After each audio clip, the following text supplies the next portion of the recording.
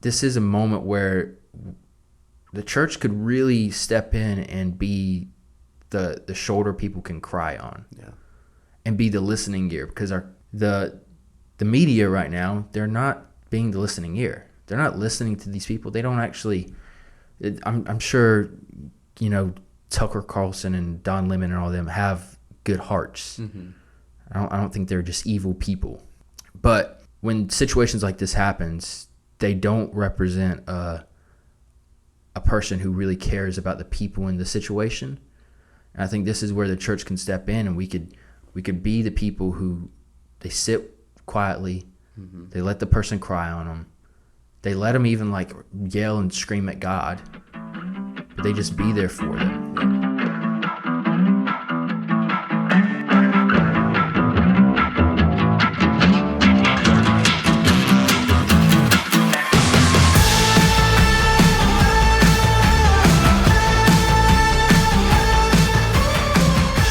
All right, this is Into the Fray. I'm Austin. I'm Robby. All right, so here's maybe a tough question for you. But Yeah. do you believe in aliens? Oh, wow. The fact, when people ask me about that, could there be life, another galaxy, whatever kind of thing, like for me, even like that question, it kind of begs there's more than just us, So whether or not there's aliens or not, but I think it's just another one of those apologetic kind of thoughts that we have. Like, okay, there's more than just what we see on this earth. You know what I mean? But are there aliens? Man, I don't know, dude. Like, could there be? Yeah, I mean, you think about just our galaxy and I don't even know how many, hundreds and hundreds of billions of stars. And that's all that we can see and kind of know. And obviously, there's many, many other galaxies. It's so massive, God's creation. Could there be others? Maybe. I have no problem. Kind of either way. Now, I will say, I think it's always it's funny. It's kind of like when something happens and then they interview somebody. It's like, okay, so I'm from Alapahaw, suburbs, Rotown. It's kind of like, if something is Rotown a real place? Bro, yes. Or is that just what you call your place? Yeah, no, Okay. It's a little community. I live there's a Rotown church. My address literally has Rotown in it, Rotown Church Road. Okay. There at one time was a little community of rows that was Rotown. But it's like if something happens somewhere around it, like they would come to Rotown to ask somebody. You know what I mean? Because it's funny, like when something happens, they like find the guy or the gal to interview that would be the last one if everybody voted to do the interview. You know what I mean? Because like that person's not represented by us kind of thing. But it's that way with aliens, right? Like it's you get a lot of strange stuff of it, man. That's out there, dude. I don't know, because people generally ask me that, even from the biblical standpoint. I'm like, and I understand. Okay, if there were aliens, with God or any other, not just aliens, but other life. Would he have written about it? Does it matter? I don't know. What about you? Not at all. Not at all. Get out of it. Yeah. I can't stand when I hear people talk about how they believe there's aliens. Mm-hmm. And they're like, it's such a big universe. Yeah. And there's got to be somebody else out there. Yeah. In my mind, if I'm searching through a house and I don't find anybody in the house, I don't say, well, there must be somebody in here. It's so big. I say, no, I'm alone. Yep. I have to deal with that. Yeah. And I also get annoyed because of the idea that anytime we talk about aliens, there's always that same comment of, well, they probably know we exist, but we're so unintelligent. Oh, yeah. That yeah. we haven't found them. Yeah. Like, I'm like, why are we assuming they're smarter than we are? Yeah. Because they have flying ships. And, like... but they have flying ships, surely, and they come from other galaxies. Surely they're more advanced than we are. Star Trek. I mean, there's just so much. Well, and the thing is, too, man, like, the whole conspiracy of it, I do find amusing. You know what I mean? Area 51 and the movies and documentaries that come out. It's funny. I don't ascribe to any of it. Like, I'm a hunter, right? So I've been in the dark woods where your eyes, especially like right at dusk, your eyes will play tricks on you. Like you swear you see something moving. And then some of it you want it to be so bad, and sometimes it's just your eyes kind of fooling with you. So whether it's Bigfoot or an alien or a ship or whatever, like I think, a lot of times our minds and our eyes kind of play with us. And sometimes we want to see it so bad, your mind tricks you into thinking you're seeing something. Yeah. And then sometimes a lot of it's probably just explainable. Yeah. You know what I mean? Like my wife, she was like, and this is like just a couple of months ago, sitting on the porch, dark 30 kind of thing. And she's like, Robby. And so I come out there and she's like, oh, what was that kind of thing? And it was it an airplane? I don't know what it was kind of thing, but it didn't hover over the house. It wasn't, anything like that. I don't know what it was. It didn't freak me out or anything, but. Yeah. I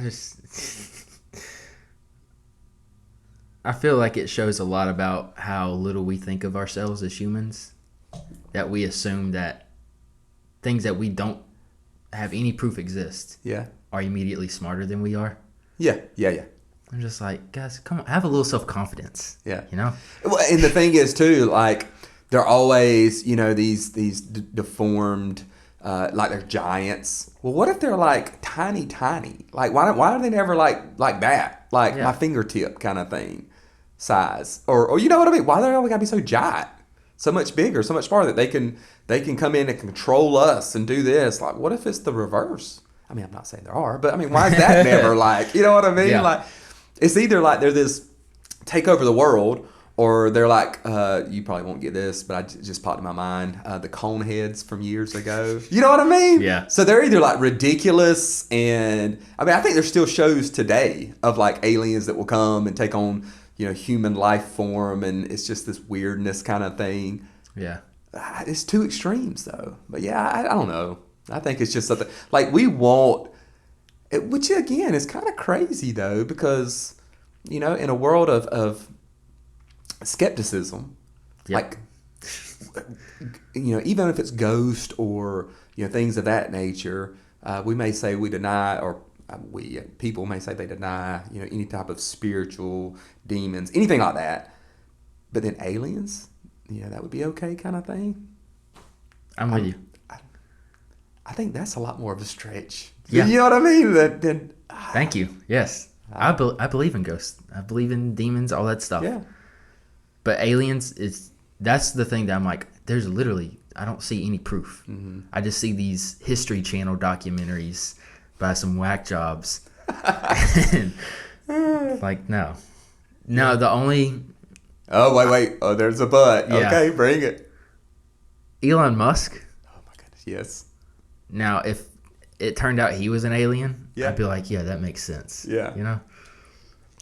But then I'd still be like, no, let's claim him first. Like, he's more. Yeah. Yeah, I'm with you. Yeah, if it came out that there were, Elon Musk, there's a few I can think of that would make sense. But I think there was a movie years ago that kind of did that. Like there was some unique characters in Hollywood and stuff like that. They were like, yeah, that's an alien. Men in Black. Men in Black, that's what it was. You know what I mean? It was like, yep, that would make sense. Yes. Yeah. So that's a crazy question. I'd had that one in a long time, though. Kind of caught me off guard there. Yeah, it caught me off guard when I'm just standing at the shop and I'm just like, yo, why? I just got annoyed out of nowhere about how people think aliens are smarter than us. Yeah. Like, and even just like thinking about it now, man, it's like one of those things like, it's crazy though how people, some people obviously are petrified of the thought of, these beings or whatever, and they kind of plan their whole life around or whatever. But then again, if you talk about like anything in the spiritual world, like demons, they're like, no, it can't be. But isn't that weird? Yeah. We see evil and, there's the unexplainable that, but when it comes to anything spiritual, it's almost like that's more tangible, although they've never seen or heard or experienced. It's weird. So, yeah. So do you think like the Conjuring movies are real? Wait, the who? The Conjuring movies. Have you seen those? I don't know. I'm trying to think of. Horror films, right? Yeah, Conjuring. but they're like based on true stories about these. Christians made this movie, and then it's about this Christian couple who exorcises demons. Yeah. I know what you're talking about. Yeah, I was trying to figure out which ones it was. Yeah. I don't remember their name though. Yeah. So, like, was the one of them like The Devil Made Me Do It? Yeah. Was that one? That was the last one. Yes. I've seen those. All of them. Yes. I think all of them anyway. You like them? Yeah. I do. Like, man, like, you know, I don't know. Yes, I'm a pastor. And yes, people get kind of freaked out about, like, we shouldn't dabble and stuff. Like, yes, if you have a Ouija board at your house, you need to burn that thing. Horror movies and stuff like that, I mean, there's some things like that I don't like. You know, I will cut, like, gore and stuff like that, I'll kind of cut out, or if it gets too crazy kind of stuff. But when it comes to stuff like that, like demon possession and stuff like that, now again, there's some. I feel like I can have enough discernment, my wife and I, if we're watching something like that. You know what I mean? Like, if it gets too just out there, you know, demon possession and exorcisms and stuff like that, I can set that aside. But some of them, those movies I kind of like. Okay, nice. I like the witchcraft things that deal with witchcraft and stuff. I think it's just like Blair Witch Project. Yeah. Dad told me it was real first time I watched it. I was insane, like Googling it all. I was like, oh my gosh. How old were you when you watched that? Because I think ninth grade. Okay. Yeah. Yeah. And but I loved it. It scared the crap out of me, but I loved it. Have you watched it since though? Yeah. Because I think now if I watched it, I probably wouldn't like it. I don't know. It was so unique then. Yeah. I mean, them holding the camera and I think movies today that do that drive me nuts. I don't like it at all. So. Well, I watch a lot of like vloggers on YouTube and all. Okay. And that's gotcha. Is basically what that movie is a very long vlog. Yeah.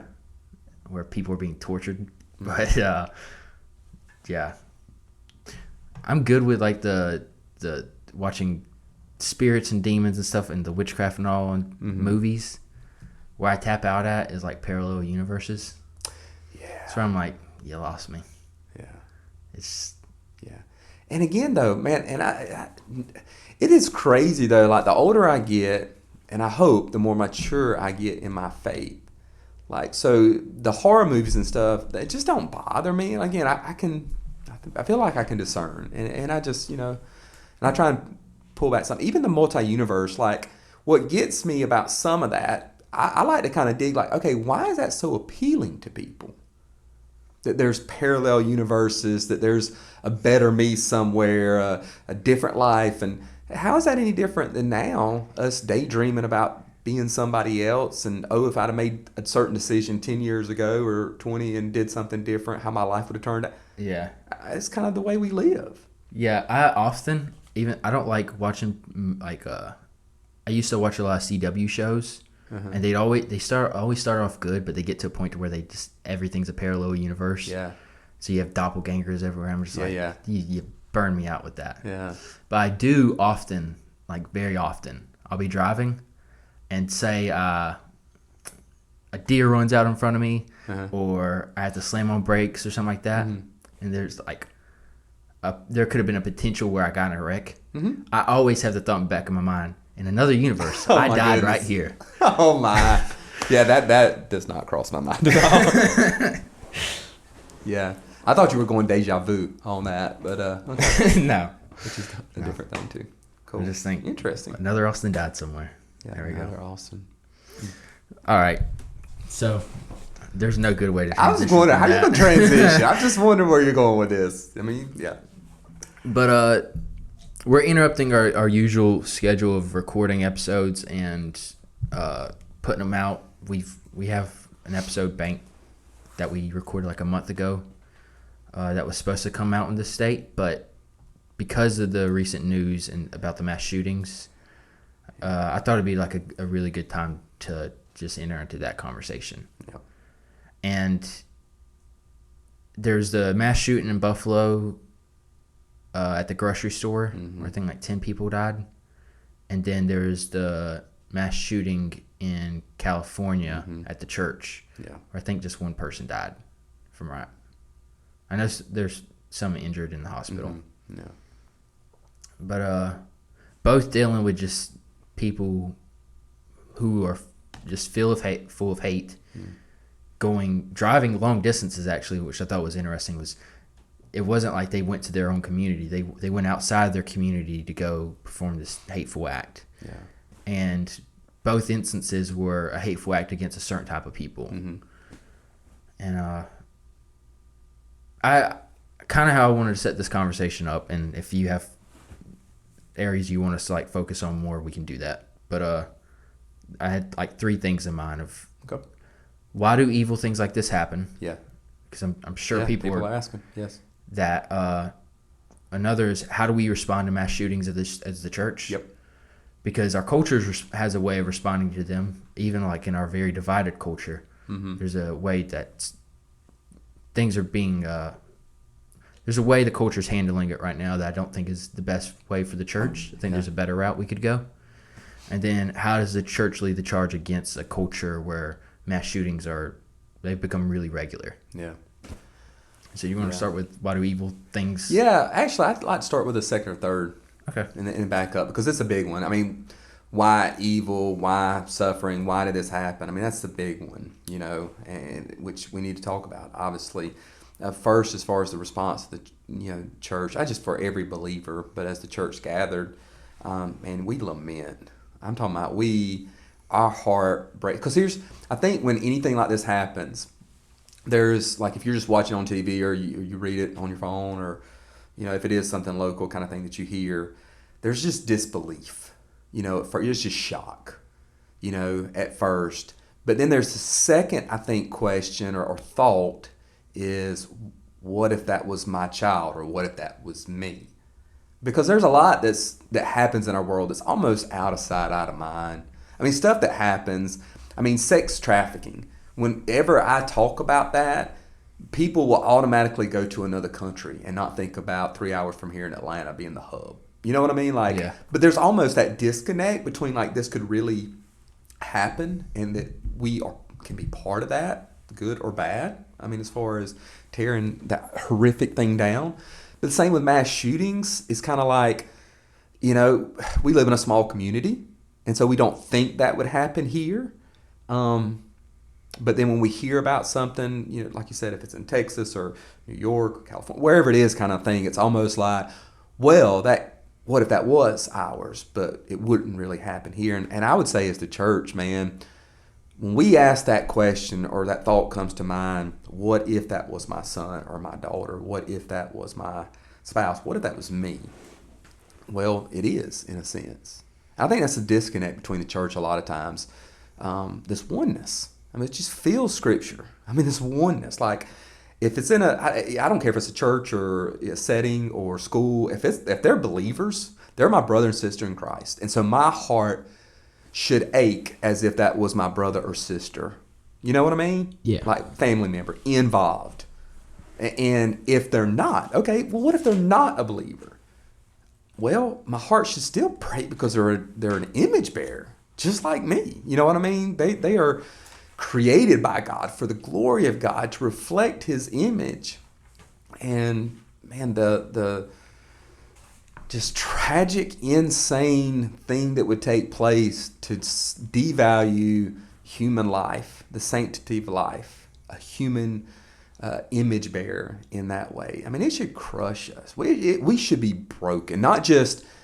And when I say broken, man, I've been in an accident before where that night you just told your mom and dad, you hugged them tight, you loved them, and then a month later it kind of becomes a distant memory. And these things are like that way. Like right now when it happens, there's the shock, there's the grief. But unfortunately, a couple of weeks from now, it'll be rearview mirror for a lot of people that's not part of it directly. And I just think as a church, I think it's, again, us understanding that all humans, no matter what their sexual orientation, their religious beliefs, their backgrounds of any kind, their current mental health, all those things, they're image bearers. Yeah. Even the shooters.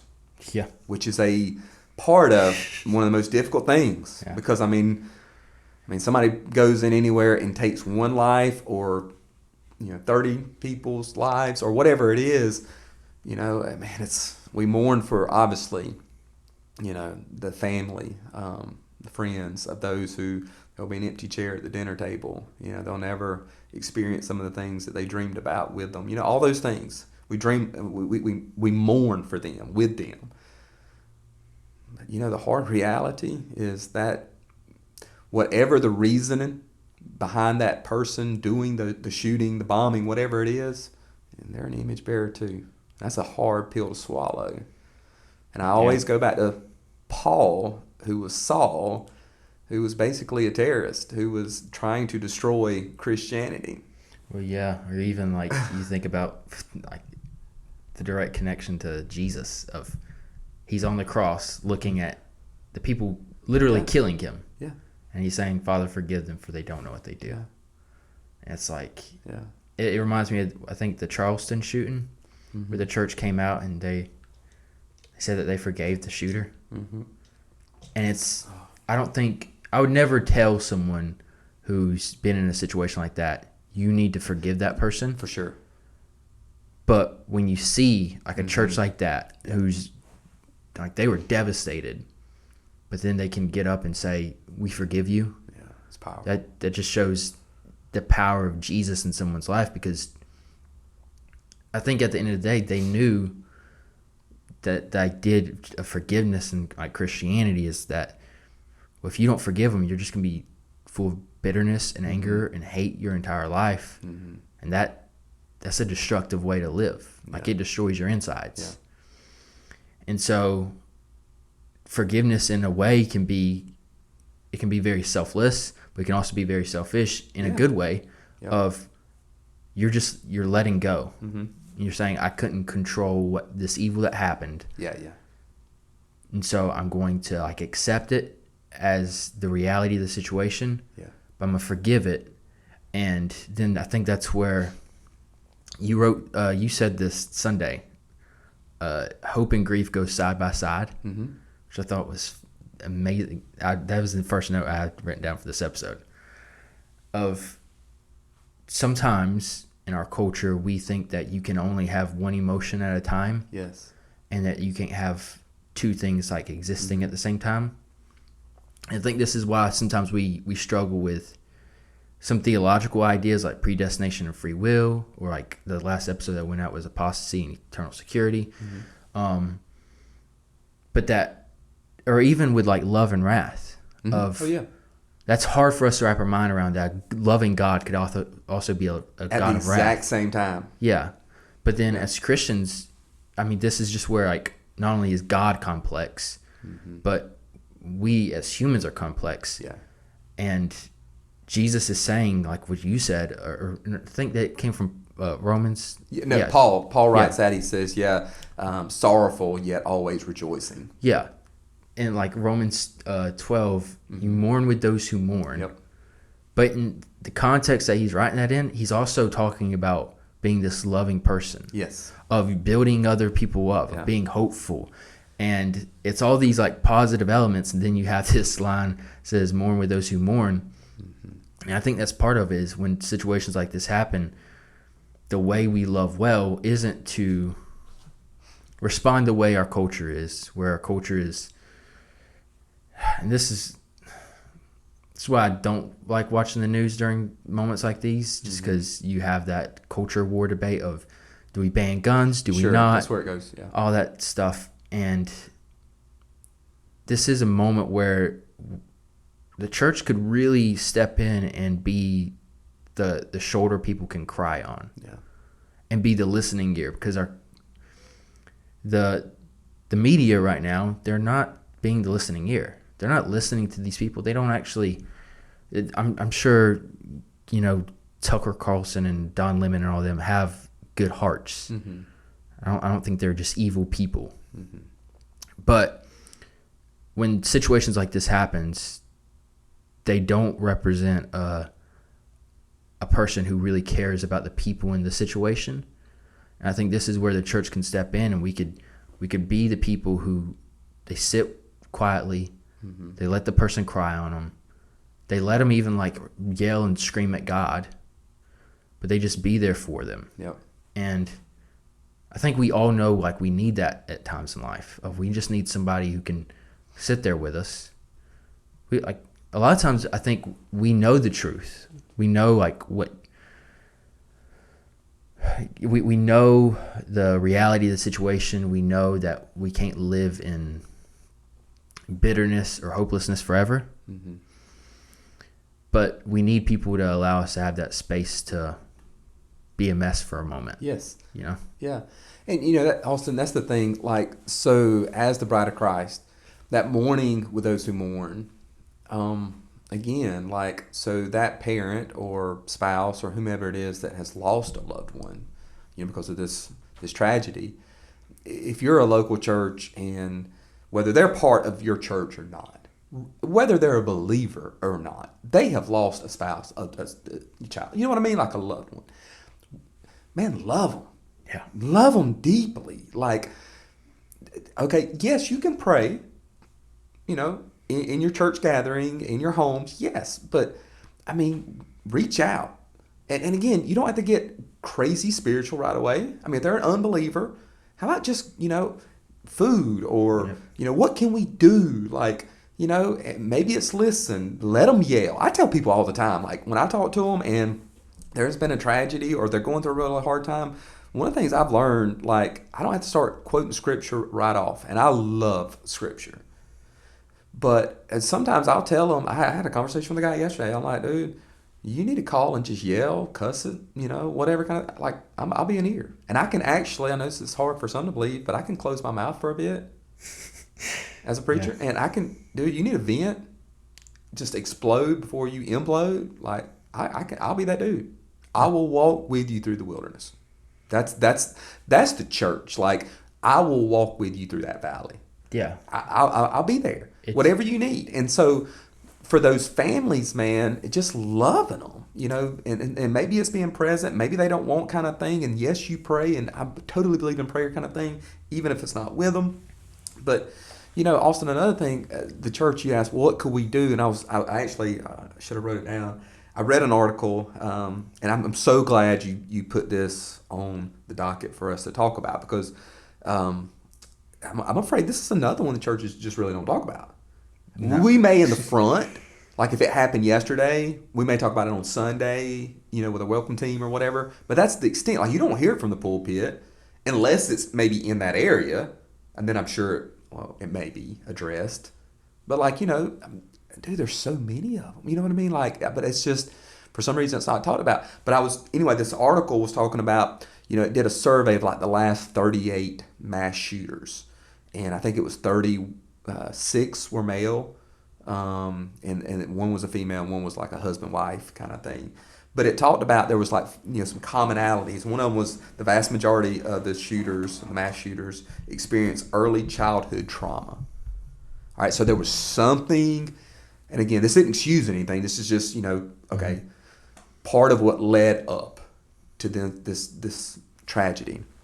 And I thought about it as this church. Okay, well, there's a ton of people in our community. Matter of fact, there's a ton of people in our pews and our chairs or whatever else you sit on Sunday mornings that have had childhood trauma. Doesn't mean they're going to go out and be a mass killer or a serial killer or anything like that.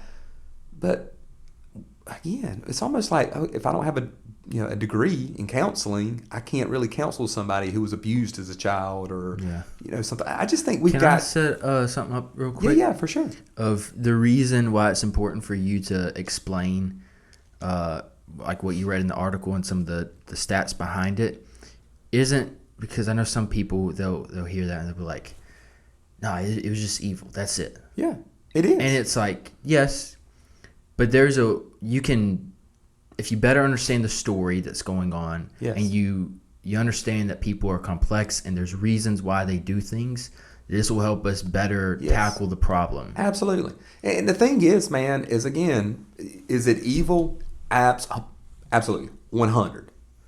Okay. But why? Like what led to that? Because there's a lot of evil in the world. There's evil that shows itself in sex trafficking and rape and murder and all kind of ways. And there's evil that takes place in adultery and porn and a myriad of things that we don't talk about is evil, just as evil. It's sin. You know? And we always ask, like, in situations maybe where there's like an adulterous spouse or something like that, how could they have done that? Right. What led to it? Okay, so it is sin. It is again, it is highlighting just how depraved our hearts are and can be. All right. But again, like if a couple comes to me, and let me just use your example. So they had an affair, been together 20 years, had an affair kind of thing. Am I going to call it sin? You bet I am. But I'm not going to stop there. What led to it? Because I guarantee you, let me just hypothetically use the guy cheated on his wife. He didn't wake up that morning and think, just out of the blue, you know what, I think I'm going to ruin my marriage and my family. I'm going to go sleep with my secretary. That's not how he got there. There's something that led to that. And it's not excusing, but I want to get to the bottom beneath the surface. Okay, what was he, and it's not she wasn't providing or, just hypothetically kind of thing. There is something that led to him to it's what making Jesus that was decision. doing when he did the Sermon on the Mount of the idea that just adultery is a sin. It's like, no, there's something deeper at the core that's an issue. Yeah. And it like you said, it builds itself up in these little habits or these little acts over time that lead to the big act that like, catches maybe and I think attention. the reason I say that too, I'm glad you said that about the statistics and stuff like that, because again, when you start talking about stuff like that, like I'm quick if it's adultery or if it's something heinous like this, like none of it justifies their action. Like, hear me loud and clear. Like, that is unacceptable. I mean, that is horrible. It's evil. It is what it is. But I want to understand, something. And the reason I say that childhood trauma is because there's so much trauma. There's trauma all in our churches. Yeah. I mean, I had a conversation a few weeks ago, of this dad that was abusing the kids for years. And it's everywhere. In our little small rural town, in our churches, big or small, there's trauma everywhere. And so my point in that was just saying, like, we need to engage in that, you say, that space of hurt and trauma. And yes, you may not, as a pastor or counselor or just a lover of Jesus, you may not be equipped to walk them, through the other side, so to speak. But you're part of the process. Yeah. Because you're there. That's good. I was kind of stuck in Romans 12 a little bit this week, and the argument Paul is like making is that your entire life is this act of worship to God. Every little detail, not one thing is wasted. Everything can be used to glorify God. And I think that goes into, like, he later talks about, like, you mourn with those who mourn. Use your emotions to glorify God. But then, like, right before that, he talks about how we'll have different roles. Like, some people are going to be the servant. Some people are going to be the giver. Some people are going to be the preacher. And I think it kind of goes along with what you're saying of, like, you may not be the person who is working at the DFACS office that can help with the trauma there, but you're the person who can connect the person with the DFACS office. Or like, there's always something we can do that God's just uniquely gifted us with that can help us be part of the solution as a whole. Yeah. And again, that's not saying, okay, well, these, ever how many shooters in the last few years, like, whether they, okay, well, none of them were believers, none of them were church, so how do I help them? I mean, obviously there's different things. I'm just saying for us as a church to engage that it is truly, we are field hospital, kind of thing, instead of just being a club or whatever, a member, kind of thing. I just feel like there's so many broken people. We're all broken in some form or fashion. We all have propensities to something or another kind of thing. Yeah. Many have trauma, kind of stuff, and we need to engage that space, so to speak, that hurt, because that's what Jesus did. The other thing too, man, I thought about, that article brought out, just the last thing I'll say about it, was the validation aspect of it. Because for the shooter, most of them had done some research, followed some other shooter kind of thing, but they're seeking validation. Like, and I think about this, like, and you may not know this movie, I may get in trouble by saying it, but whatever. It was pre-Christ. Anyway, Troy. You ever watch that movie? No. Okay, again, it's a gladiator kind of fight movie. Freaking hate for that one too. Yeah, it's a little bit older. Brad Pitt. But no, I've still not watched Gladiator and Tombstone. Yeah. But I won't get it verbatim, but it just popped in my mind. He basically is this gladiator kind of style. It's basically kind of like David Goliath kind of thing in the sense of they're from the guy that he's going to fight their army is bringing out their beast of a man and taunting the people and kind of so they'll do one-on-one battle instead of the whole Is war this take the place. one where they send the people in like the giant horse or something? No, Okay. I don't think so. Anyway, so then here comes Brad Pitt, and he defeats their warrior, right? But he says something. I think it was like maybe not armor bearer, but the dude anyway was basically like,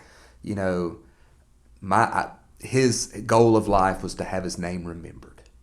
Like they'll remember my name for generations. They'll sing songs about me. They'll write and you hear that a lot from people, right? Like within us, we want our name, our legacy to go on and on and on and on, right? Like kings have done it, warriors have done it, whatever. To be honest, that's within us all. Mm-hmm. Well, again, I will point to the gospel in that, like, yeah, you want to make an impact on that. But so that validation aspect, though, it's hard for us to understand, like, how somebody would do something so horrific, but in their minds, a lot maybe think, okay, this is the way my name, I'll have recognition or people always talk about me or remember me or kind of thing. Well, I mean, again, that just kind of gets to the core for the church. Like, what are we speaking into our kids? What are we speaking into other people? Man, as image bearers, as beloved by God, as, all of those beautiful things. And not seeking, if we're honest, a lot of us, most of us are seeking validation. Yeah. Validation from our parents, from friends, social media. Yeah. A lot of them's been seeking community. Yeah. And so you find these extremist groups that Yep. they'll accept you. Yeah. But then I think that just goes back to the point of like, you got to know what real love is, because there are going to be people out there who promise you that real love, but then they don't really love you, and they don't know what's best for you. No. And I think that's what kind of broke my heart with the guy in Buffalo, is like he wrote like a 180-page paper talking about how he got radicalized. Yeah. And I was just like, but like I know people who I'm not going to say they're going so far as to become like the next mass shooter, but they're finding all their identity in a lot of these controversial political conversations, and they're going to the extremes. Yeah. And they're losing like I think a piece of their humanity at times, because they're forgetting that the person across the aisle is human just like them. Yeah. And it just becomes like you're demonizing the other. Yeah. And that goes both ways. One of the other things that kind of I've been wrestling with the last few mass shootings is like, the last few years I've gotten really into like the self-development and spiritual formation books and that world. And something they always talk about is how your little habits every day, they affect you somehow. Yeah. And I think when we talk about our culture right now in the States, it's very, I mean, you got hate coming from everywhere. Yeah. Like any style of hate you want, you can turn the channel and you can find it. And I think this is why it's bad to watch the news for 24 hours a day, is you have that on 24 hours a day, it's going to affect you somehow. If you have it on for 2 hours a day, it's going to affect you. And now I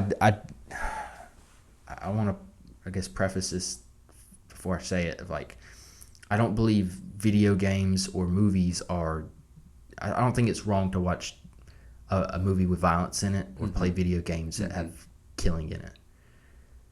But it does make me step back and say, if you spend all your time filling your mind with these very violent showings on TV or on video games or in your earbuds or whatever, that's going to affect you somehow. Absolutely. If you're constantly around people who are full of anger and hate, you're going to become an angry and hateful person. We talked about that in the depression episode of you listen to sad music all the time. Expect to be sad. Don't expect to be happy. And with our culture, I don't think we've wrapped our mind around that and I understand like that war is like a complicated subject and that there are times to defend the people you love. But I think we have desensitized ourselves so much to what it means to take a life that it's not shocking to me that there are kids growing up who they don't think anything of it. No. And they don't understand the reality of these situations. And I think that's just, again, where we need to like step back as a church and say the culture is leading us in one direction, and it's very hate-filled and violent. We need to notice that, do what you did, and like find out like the research behind some of that stuff, and we need to take a different route and be people of love. And that's why I like Romans 12 so much this week. Was like he's giving these really practical examples of like, do these things instead of filling your day with all these violent showings all around you for hours on end. How about you limit it, like especially if you have kids. Limit their video game time, because I'm assuming most of them play like Fortnite or Call of Duty. Limit that to an hour. The rest of that time, they need to be doing something productive that's positive, that's going to that's not destructive, because that's all those games do. Is you're just destroying things. You know. This is a saying that I have: you become by what you consume. There's a reason it's called a feed. You feed it, it grows, and it'll take you that more and more. I don't care what social media or whatever it is. I mean, isn't it crazy? Like, we're just kind of, like there's conspiracy or whatever. No, it's a reason. Like, you look up something, then it's part of your feed, and you just get more and more of it, kind of stuff. So I mean, if you're constantly, whether it's negativity or whatever, that's what you're consuming over. You will become that. Now, again, doesn't mean that everybody that plays Fortnite is going to, commit a murder or hijack a car. You know what I mean? That sort of thing. Jack a car. But the thing that the love aspect for believers, man, like, okay, if we are going to be believers who live and love like Jesus, how many times do you see in there? And it's not just, because I've heard people kind of argue this, like they're in the garden, Peter breaks out the sword, cuts off the servant's ear, and Jesus like, hey, put the sword up, this ain't what it's about. I could call a myriad of angels down. It's not just, okay, well, Jesus is saying he's going to the cross, so we can't stop it kind of thing. Yes, he's saying that. But there's a lot of violence that's taking place in Jesus' day, tons of it. And yet, man, it's okay. He come to bring peace and love. And again, that's not to be a doormat and just let people walk over you. But, I'm not brilliant, but I'm smart enough to know, you've said a couple times, Romans 12. And if you just go and look at Romans 12 and you look at the spiritual gifts that are in there within the local church, and then that's not just within the local church, it's to be in your world. And what comes next? Romans 13. Which opens up with submitting, honoring local authority, the government. Isn't that interesting? Okay, so he's talking about love and how we're to act within the church and outside in the world. Right, and then he comes right after that and he talks about the government. There's not a disconnect. It's not like he woke up the next day and was like, oh, chapter 2. Or chapter 13, government. The two go hand, like he's setting it up. And that world that Paul's living in is a horrific tyranny, let's destroy Christianity kind of thing, and he's like, submit, love, live at peace where possible. I mean, all those things. I like how you just said, live at peace where possible. We need where to possible, actively, and this takes a lot of intention and hard work and discipline, but that's if you became a Christian, you signed up for that, like, die yourself. But you find opportunities to be peaceful, to be slow to anger. Yes. And that takes work, and you have to really keep your eyes open. Of like Daniel won't mind me saying this. Daniel is a very hot-headed kid, and I'm constantly having to cool him down. Yeah. And a lot of the times dude, McDonald's will get his order wrong, and dude loses it. Now if I order a chicken sandwich and they give me a burger, I'm like, I'll eat the burger. Like, yeah. I could care less. There is McDonald's. But with Daniel, I have to. We talk about it often. Like, really think about what you're getting mad at. Yeah. Like, is it really worth this level of energy? Yeah. There is a righteous anger out there. Sure. But I think it's really like interesting how the Bible describes God as slow to anger. Mm-hmm. And I think it's because like that's not part of our nature. I think part of our nature is we are very quick to get angry. Sure. Especially like the more you feed into that anger, the easier it gets to get angry. Yeah. And the easier it gets to just live in that anger. Yeah. And so you have to, like, if you're dying to self and you're trying to become more like Jesus, that person of love, then you have to really audit your life and take notice of the things you're getting angry at. Yeah. And work on them, you know? Yeah, two things real quick, man. Cause I'm a passionate person, like in life. Like I'm just a passionate person. So if it's Jesus, if it's ball, if it's my family, I mean, I'm passionate, all in kind of guy. So not that all in people are, have anger issues or whatever, but I'll say this, I was convicted years ago of like, just asking myself this question, why am I so angry? And again, that kind of forces me to look below this. I'm not angry just because she did this or my kid didn't do this or this. Like, why am I so angry that didn't happen or that did happen? And usually it goes to an idol that's in my heart. Like I want this and I want to be God here and I want it my way here and it's not happening fast. Most time it's mine, idol. And that what they did or didn't do just brings it to the surface. Yeah. So, but the other thing you said earlier, Austin, man, I think it's really important that, for the ones who commit this atrocity of mass killings, their desire for belonging. Mm-hmm. And so social media, which again, I love, I'm all for platforms that can be used for good. But I mean, with the dark web and just web in general kind of thing, like there's so many forums and places for, people to find whatever you want. And there's a group that will accept you. Mm-hmm. They may not really know you, but your, jacked up ideology, whatever it is, if it lines up, you can be part of their group. Yep. And it's a tough thing, man, when you think about nobody's speaking truth, but they're just fueling that whatever it is that they're longing for or whatever, where the church really isn't. And this is where, and we've talked about this before in like one of the episodes talking about doubt. That's the beauty of God's community, is you don't have to believe everything. You ain't got to be all on board. No. Jesus is at the mountain telling his people to go make disciples. Yeah. And there are people there who they aren't all in. Yeah. But Jesus still welcomes them. Yep.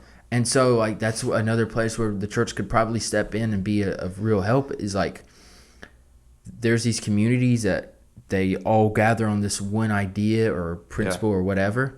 Yeah. But you have to be all in with them. Mm-hmm. You have to be very tribal. Yes. And Jesus' community is ever since Genesis is trying to break that down, saying, no, step over the line. Yeah. These lines in the sand that we make, they're lines in the sand. Dust it off. Walk over it. Yeah, I'm glad you said that too, man, because another thing, like, just as not only a good human being, but a follower of Christ, so being the body of Christ, the church, I would say to all of us, like, so when something happens, like a mass shooting, we can be as guilty as anybody, jumping to the political forum or, gun control. I mean, we can get on a platform real quick. Yeah. Like, this is the reason or this is the answer.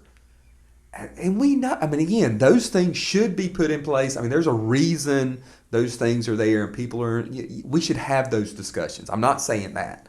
But again, to that, you said slow to anger. How many, like, okay, so there is a righteous anger and then there is an unrighteous anger. And it's amazing to me, a lot of, church members, man, we will get really ticked off.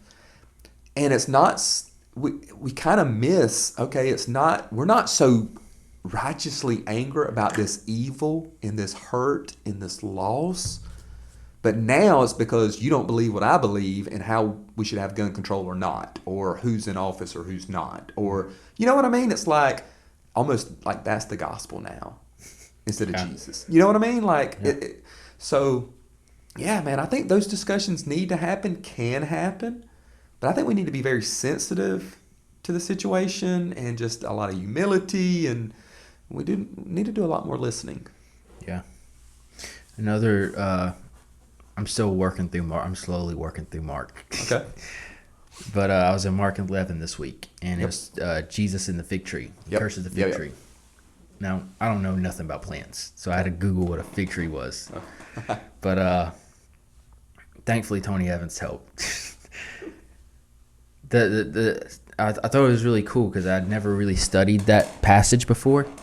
But Jesus he sees this fig tree, and there's leaves on it, and it looks healthy. Mm-hmm.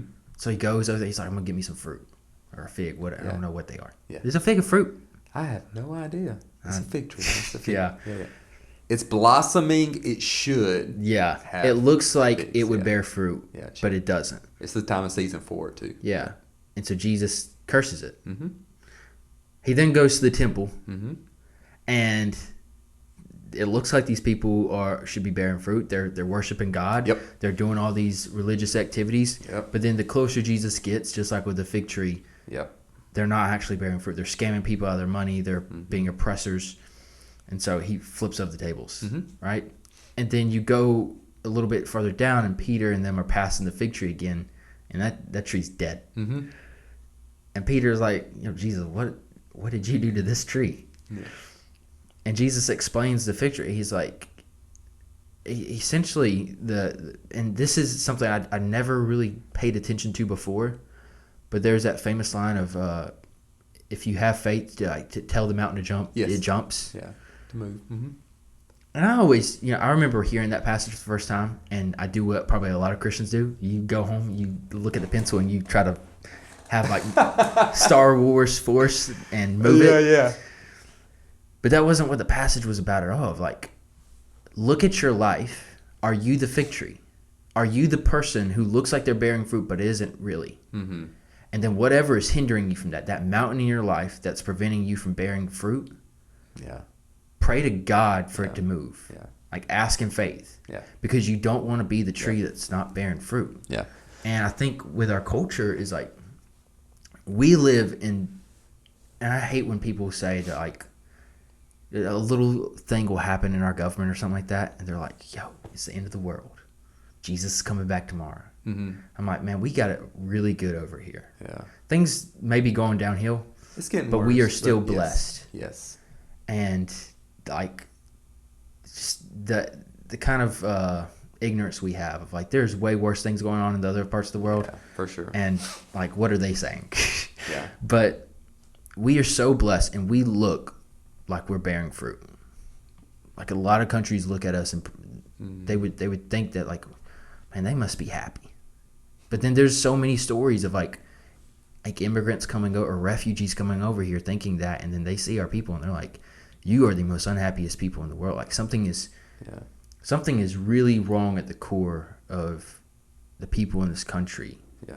And we are all, like, it's so evident that we are searching for something. We are searching for a healer, even though we're too good to believe that there's a healer out there because we're too scientific. Mm-hmm. But something is really broken. I think all these mass shootings, the more they keep happening, it's just evidence of it. And with the political climate, with the social climate, I think this is the moment, like a moment where instead of talking about like the end of the world, let's look at ourselves and see, like, ask God, please expose the mountain in my life. Mm-hmm. We need this sucker to move. Yeah. And, like, to actually do the work of saying, let's stop focusing on all these I don't want to call them silly issues.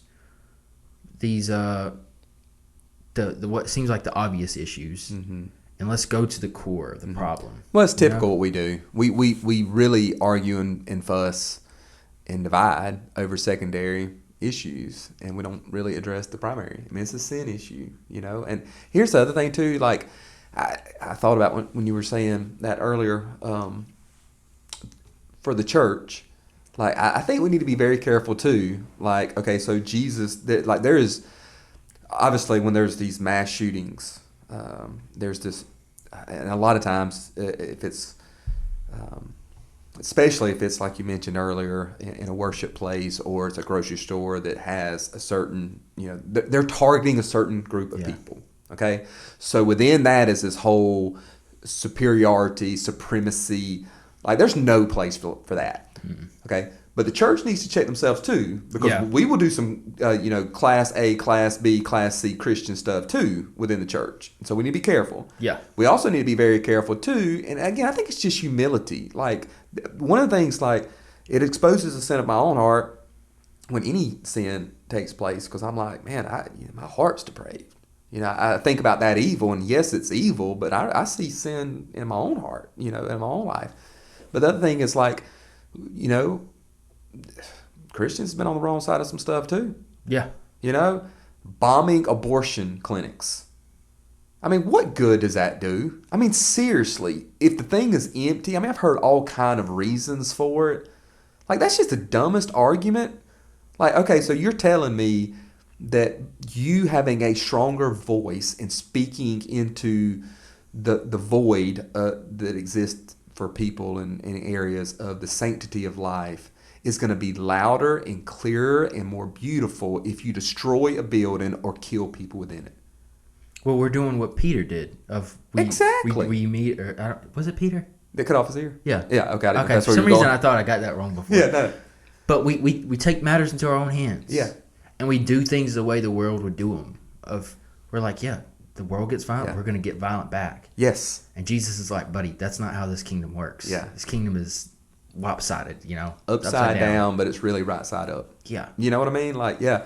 I mean, I caution us on, like, because I think, again, we want to, like, and I've heard, and it is true, I heard somebody just the other day, when I was in high school, which was many moons ago, yes, we're in the, South. We had guns in our trucks, deer rifles in our trucks, and we kept our trucks unlocked. And there was zero shootings. Yeah. Does that mean that, okay, well, the answer is, gun control or non-gun? You know what I mean? Like that. Yeah. So, again, I want to be careful on that. Now, to your thing, let's get to the first, because I know we got to wrap this up in just a minute. Your opening question that I didn't avoid, but I think is crucial, and you have answered it throughout, Austin. Why did this happen? Why does evil? Why do suffer? Why is there suffering? Period.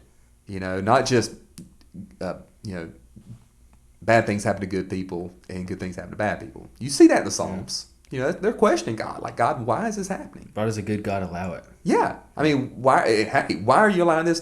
We love you, and yet you're allowing this to happen to us. They don't, and yet they seem to be blessed. It's no different than it is now. We live in a broken world. Again, go back to Genesis 1, 2, 3. You and I talk about this all the time. You go back, sin taints everything. This beautiful, creative world that God created back in Genesis 1 and 2 that was perfect. And then sin enters, and you see in Genesis 3 with the cursing, it affects everything. Yeah. Everything. And if you think the world, is even, unfortunately, some believers, when you start talking about the millennial and, where you're at and stuff, well, we're in it now. Like, bro, you really think the world's better? Like, you don't think there's evil abounding? You don't think things are getting worse? I would caution on that because, it seems to abound. And I don't think it's just because we're more aware of it, i.e. television, social media, stuff like that. So, I want to be careful on stuff like that. Just putting in a box that, but here's what I would say. Sin taints everything. There's evil. If you don't believe in evil, and you try, I remember, I I don't want to say, I think it was Richard Dawkins, an atheist, who basically said, obviously does not believe there's a God, that basically it's just these random, since there is no creator, no sovereign God, that it's just DNA kind of dancing to its own rhythm. And so his response to a question, well, what do you say to somebody who was raped? What do you say to somebody? I mean, how do you counsel? How do you give hope? I mean, so if you're just going to tell them it's just random, it's just, this is DNA, the rhythm, beautiful dance or whatever, dude, that's zero. Yeah. You're like, okay, like that does nothing. Yeah. But I would say, like, okay, if you can say there's evil and that this is evil, because we know it's evil, again, it gets to that, how do we know good and evil? That morality, God conscious, the way he created us kind of thing. If you can identify and say this is evil, then there is good. And yes, sin taints everything, but God's grace and his redemptive plan that sits still in place, he's still on the throne, he's still in control, this redemptive plan of him reconciling the world, everything, including whether it was Saul of Tarsus who was a terrorist or, someone who does something like this. Yeah. Yeah, I think I was listening to a bunch of preachers today. I think it was Rich Wilkerson Jr. And he was talking about Joseph and how Joseph had a freaking rough life. Yeah. There was a lot of evil that took place done against him. But then, like, the beautiful, like, message in it was, like, but God used all that evil for good. Mm-hmm. Like, he had a plan. He like you said, he wasn't shocked by the evil that taken place. I'm sure he wasn't, like, he wasn't jumping up for joy either. During it. Yeah. It was a lot of it was hindsight. Yeah. But, yeah, there's evil that happens. Mm-hmm. But the good news of the gospel is that there's a good God. Mm-hmm. And I think sometimes we forget, like, the context that the Bible was written in, because we're so far removed from it, and, like, our world looks in some ways very different. In some way, and there's, like, a ton of parallels. Yeah. But, like, you think about the other gods of that day and just how barbaric they were, and there is so much suffering and evil taking place.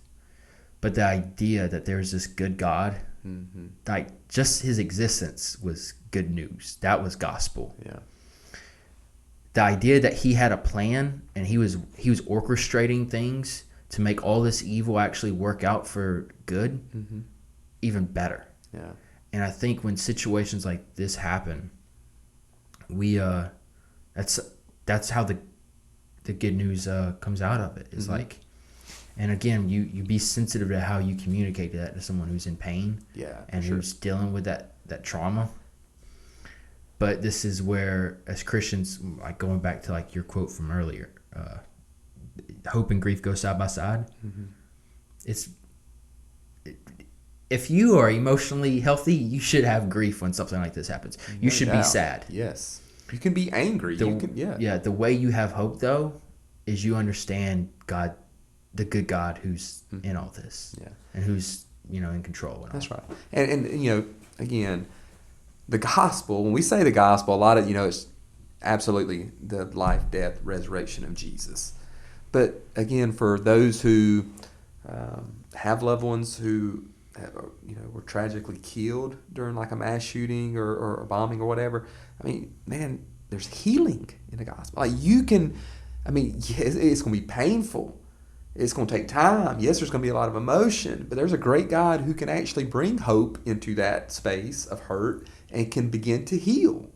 I thought about, I mentioned earlier about if the person that committed, whether it was a shooting, bombing, whatever kind of thing, praying for them, if they didn't kill themselves or whatever.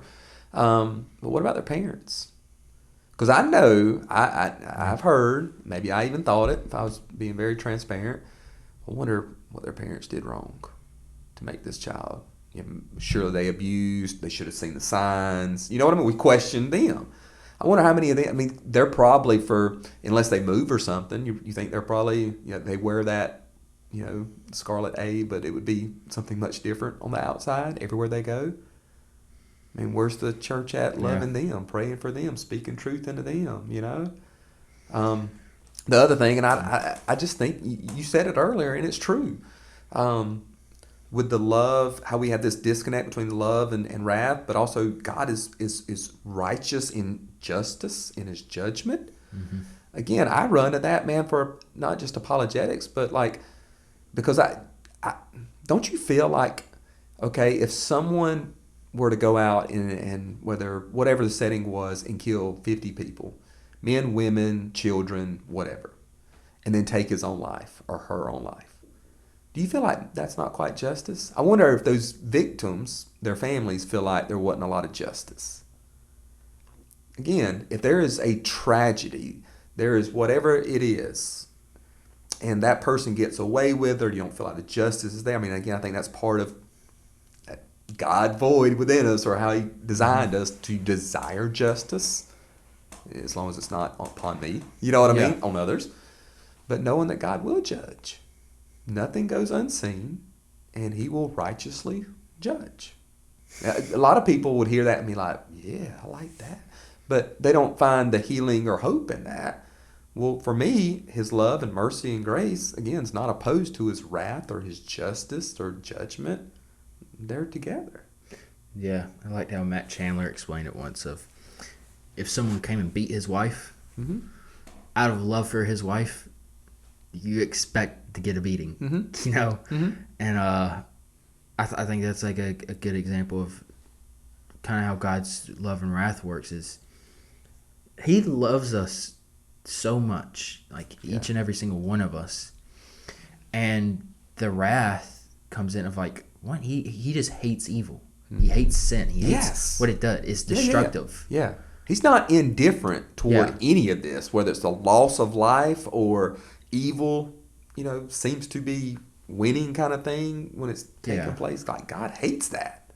And like I say it all, he hates it more than we do, which is, again, great news. And we have to remind ourselves of that, because there'll be times where we get super frustrated, things like this happen, and we're like, man, how could God, he just let this happen? And it's like, I don't think he let this happen in the way that you're saying it. He's for thousands and thousands of years has been waging war against evil like this. And the good news is that we know how the story ends. And so we know he gets the victory. And so that's a comforting truth to just rest in, is that Jesus hates it more than us, and he's actually fighting it in a way that we can't. But then the other thing is, when we see situations like this and we're like, how can I know we need to close, but how can hell exist? How could a good God have hell? It's like, well, I'll just say it like that, we are good. I'd say generally people are good in some sense, right? We definitely have evil inside of us, but I think generally we all are trying to be good in our own maybe corrupted ways. But when we see someone get raped, we say punishment needs to happen. You don't just get to do that. There's consequences for your action, and that punishment needs to be severe. For some reason we have a twisted idea that well, God can't dare do that. And it's no, God does do that. He has a better sense of justice than we do, because even in our standard, it's flawed. You can screw someone over and not go to jail. But with God, everything is held accountable. And there's this offer of forgiveness and grace, but it's not because you deserve it. And hell isn't this place where God just stuffs people he doesn't love. It's you deserved it, but then also you chose this route of destruction. You chose evil, and that's why hell exists. Is why would you want to go to heaven where there's this good God that you don't like? You don't acknowledge. You don't. I mean, God's giving you what you want. He's giving you a whole life. To choose him, to love him. And the last thing I'd say, Austin, too, man, I know I've heard it before and seen it, where when something happens, whether it was COVID Or even here at the bridge, I mean, a couple of years ago, we had a threat of a shooter, and it was crazy. It was pre-service. You were here, right? Yeah. So, I mean, it was crazy. And there was a little, there was just the shock, and I don't even know if it was fear at first. It was just, like, is this real? Like, is this really happening kind of thing? But you'll hear people say, well, we can't let that stop us. We're going to show them because, I mean, it is. I mean, it's evil, and part of that drive is fear. They want to stop something. They want to show whatever, but they won't. I mean, ultimately, the motive or part of it, anyhow, is fear. And we know that love wins, and love drives out fear. But again, I think there's that beautiful balance. Okay, schools should have things set up in place. Yeah. They should, in preparation, God forbid it happen. You know what I mean? Like, there's wisdom in that. There's reason, even here at the bridge, and we're not a mega church or anything like that by no standard, but we have like a security team and stuff, not just for a mass shooting, but just for the safety and protection of anybody that walks in the door, plain and simple. I mean, there's wisdom in that. We're not afraid. Fear, just, I'm going to stand up there behind a plexiglass, bulletproof, whatever. But in the same breath, I mean, there's wisdom and discernment that you use too. Yeah. So I think all those things are wise and to balance it out. But I think more conversations need to be had about this. Yeah. On the whole. You got anything else? No, man. I just, again, nobody, it's whether it's political or if you see, like, again, it's a race thing. If it's a spiritual thing, whether it's Jewish, the Senate, we've seen these mass shootings in a myriad of different places, where they happen. And a myriad of different types of people. Yeah. You can't just say... You can't just cookie cut and say it's this group of people attacking this group of people. Yeah. It's just, it breaks my heart. It really does. But, again, it's in the midst of this, like, lament and brokenness and, like... I would say this, man. How long, O Lord?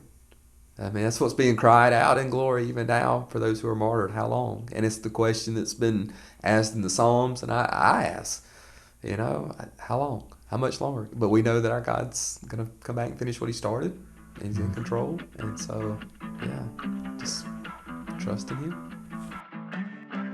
This has been another episode of Into the Fray. We want to thank you guys for listening. Please subscribe to the podcast on your podcast feed.